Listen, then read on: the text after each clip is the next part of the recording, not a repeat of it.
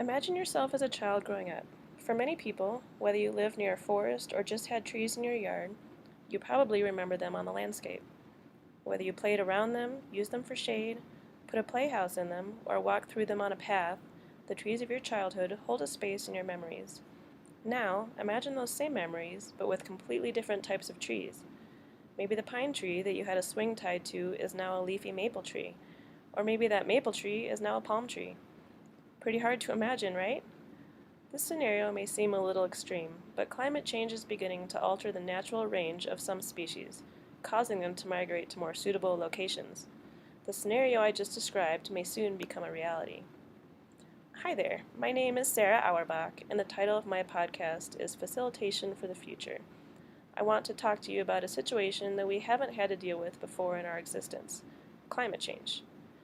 A variation in climate is a normal occurrence throughout time, but never before in recorded history has it been so abrupt and so rapid.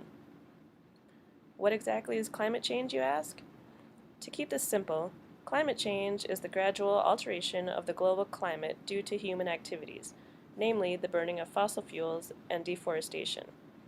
The burning of fossil fuels, such as coal, pumps carbon dioxide into the atmosphere, which gradually raises the temperature of the planet. Trees normally help to absorb this excess carbon dioxide, but the consequence of their removal is that more carbon dioxide is left to remain in the atmosphere. It is predicted that by the end of this century, the mean temperature of the planet could rise 4 to 11 degrees Fahrenheit. Due to climate change, scientists, foresters, ecologists, and biologists have begun to notice a change in forest stand development around the country.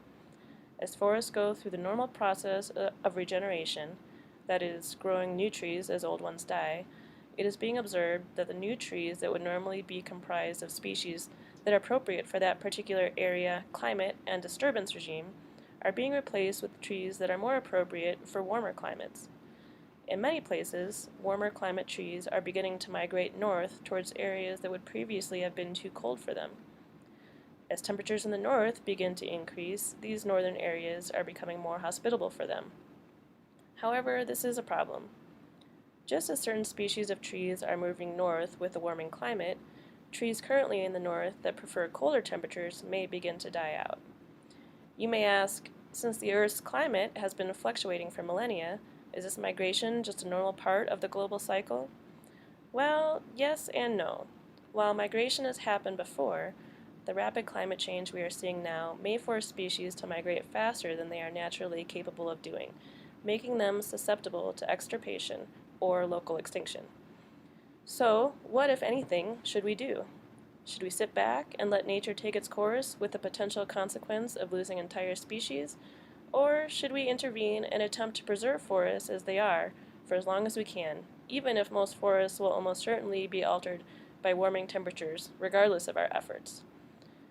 This is a question that researchers with the Nature Conservancy in northern Minnesota have been asking. Why Minnesota? As it turns out, forests in northern Minnesota are in a unique geographic location.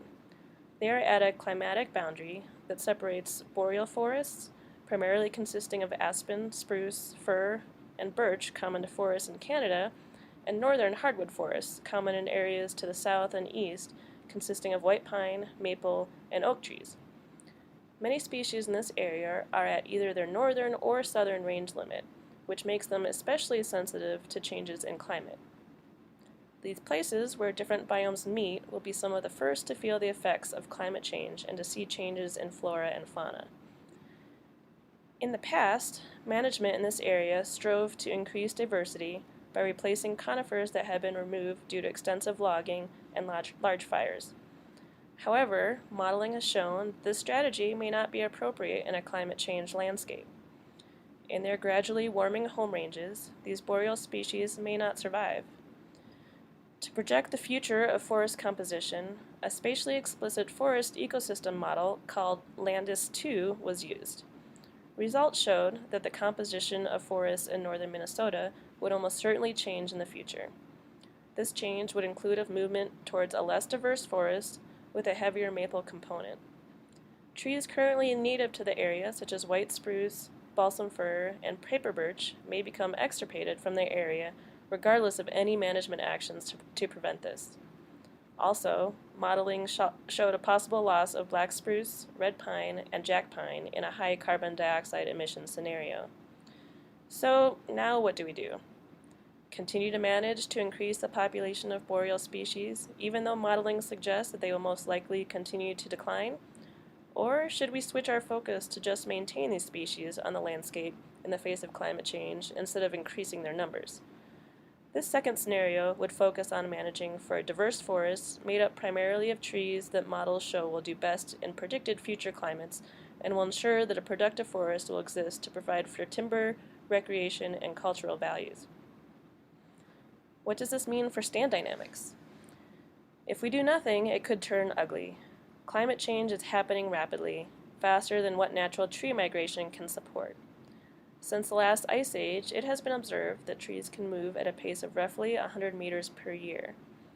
With the forecasting of climate change, it is predicted that trees would have to move 100 times that speed at 10 kilometers per year. This pace is not something that trees can accommodate. The boreal species may begin to die out before the hardwoods from the south can move in to replace them. A resulting dead forest would barely resemble the forests we see today. Forests could turn into brushlands and could be overwhelmed by fast-moving pioneer species. If less precipitation accompanies the warming weather, the forests of Minnesota could transition to semi-arid grasslands and oak savannas similar to Nebraska. We can possibly help these trees get to where they need to be by planting species in advance of their arrival, so that when migration happens, they will have a head start with a population already growing. The Nature Conservancy and the University of Minnesota are taking on this problem in an effort to see how forests will respond when planted with a mix of native species and genetic material from a wide geographic range in an effort to improve diversity and resiliency. Their goal is to plant species to see which ones are most likely to succeed in the warming forests of the future. The name of this project is Adaptation Forestry in Minnesota's Northwoods.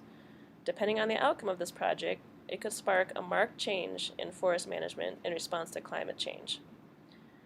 The big question here is, will facilitating the movement of certain tree species help, or will we be creating a new problem by interfering further? Will certain species become extinct without our help, or will they adapt to climate changes on their own as they have in the past? Or is something in between these two options more feasible? There's no right answer here, as we are navigating uncharted territory. The best things we can do as we wait to weigh our options is to take steps to reverse the damage that has been done as much as possible by reducing carbon emissions and helping our forests become more diverse and resilient to the effects of climate change. As far as northern Minnesota goes, instead of seeing the iconic northwoods trees such as balsam fir, black spruce, birch, white spruce, jack pine, and red pine on your next visit, you may be greeted by hemlocks, beech, maples, oaks, and white pine. Without question, unless climate change can be slowed, the forests and the memories of future generations will look very different than what we see today.